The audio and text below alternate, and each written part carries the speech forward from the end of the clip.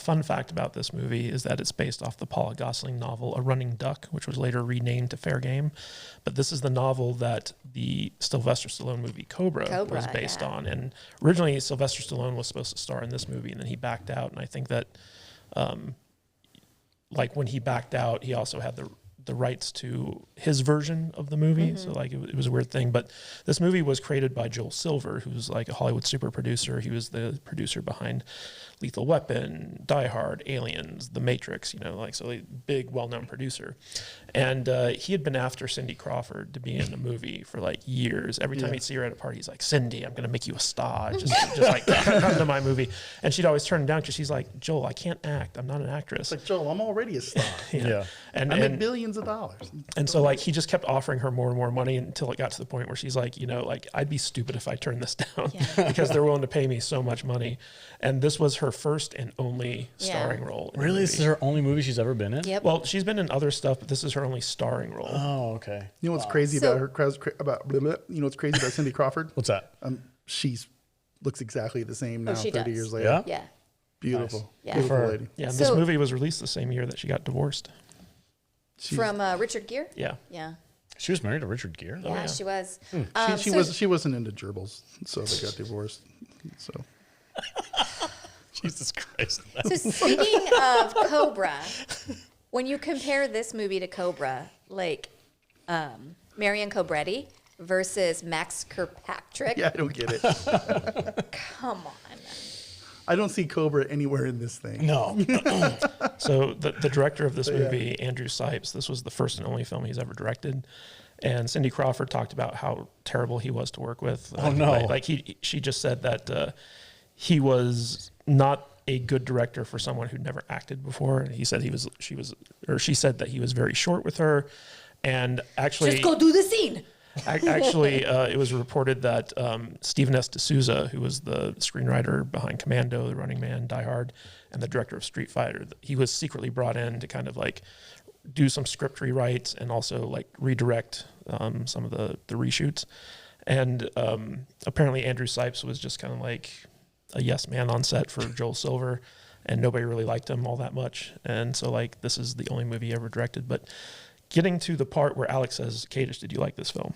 Yeah. So you got to understand that when this movie came out, Cindy Crawford was like the hottest woman on the planet. Like she's still very attractive, but she was like every teenager boy's fantasy, and that was like me in 1995. Cindy Crawford was everywhere. Yeah. And I didn't see this in the theater, but I did go and watch it numerous times on HBO. When it came out, and I was just like, in a dark room with your favorite socks. See with Lubriderm, yes, you get to see Cindy Crawford's boobs in this movie, and that was reason alone to watch it like 50 billion times in the 90s. So I actually really enjoy this movie. It's a guilty pleasure.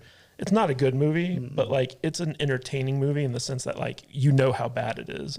I think when we were watching the scene with Cindy Crawford and Dan Hedaya, where like the two lawyers are kind of going back and forth, and Dan Hedaya, he's kind of an overactor, but he's like a solid actor.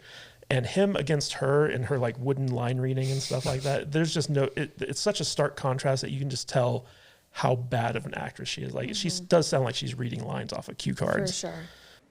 You're right. I'm not going to waste our time dragging us into family court. Yeah, so which like, I think is what gives it, 15, 20 years later, its charm. Yeah. I mean, it's... I'd get no charm. It's so bad, it's good. When it came out, it was supposed to be this big blockbuster action film, but now in the year 2022, it's a comedy. And I think it lands as a comedy. It's so hilariously bad. My favorite part of this movie was the KGB guy. Dude, and I don't even know why, but he kind of amused me a little bit. He was so hard for like violence. Yeah.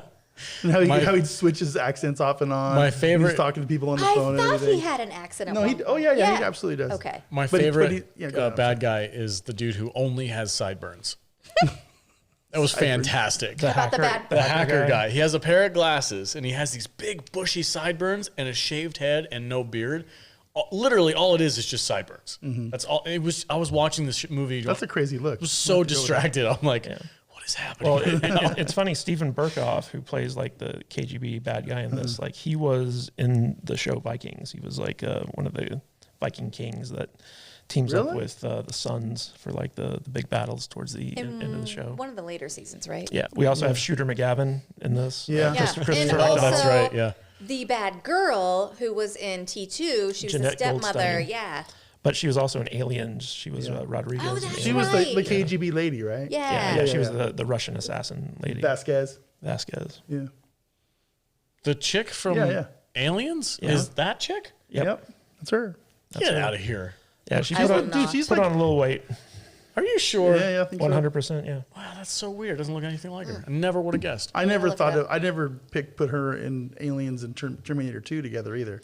Although I will Oh, say, yeah, she was Private Vasquez in Aliens. I will say her fight with the middle Baldwin, Mid-range Baldwin. mid-range Baldwin, Baldwin the Lesser. like he went full ham on her, like he was punching her in the face, like just no holding back, hitting a woman. It was pretty impressive. Yeah, I thought for sure that they were gonna go a different way with that one. But Whatever happened to Baldwin the Lesser? Is he still around? What's he doing? Billy Baldwin? Yeah, he's still doing around. like TV He's shows and the shit. mid-range. Stephen Baldwin is the lesser Baldwin. No, he's way cooler than both his brothers. I don't know you know what you're talking about. It's just Billy Baldwin. That's there's- that's the young Baldwin the younger, and this was Baldwin the Lesser. I disagree. And he got Baldwin, the Alpha Baldwin. Alpha Baldwin is Alec Baldwin. Yeah. Yeah, for sure. So through this movie, about midway through, I kept saying to myself, like, God, can she take a fucking shower already? Because she was literally like in the sewer or whatever outside of her apartment building, and everybody's talking about how bad she smells. And then they take her to this safe house, and she's laying on a bed, and she's covered in soot. And I was like, Jesus, get in the shower, you dirty bitch. And then for the rest of the movie, all she does is shower. And I was like, okay, settle down. How many times did she change her shirt? She had like So many. And there was one scene where she's just like hanging out. And he's like, if you want to go change your shirt, now's the time. And I'm like, that was weird. If you want to give your tits some air. Right? I know ladies like to give their tits air. I'm a sensitive guy. So ridiculous. Make sure you get the underboob. Okay. There.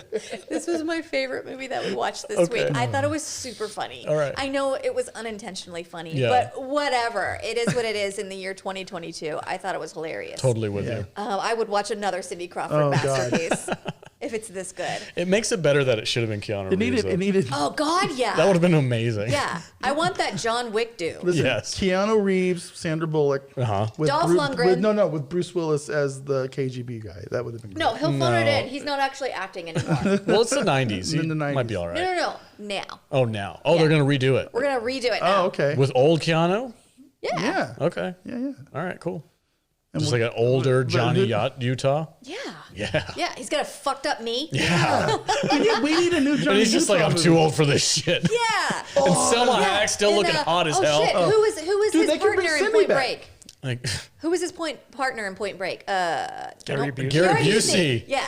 He could be Shooter McGavin. They're still partners. Yeah. No, he's like, the guy with the toupee. He's like, get me two. Get me two Get me sandwiches. too, Utah. I want a nice meatball sub. I thought it was great. I loved it. I laughed through the whole thing.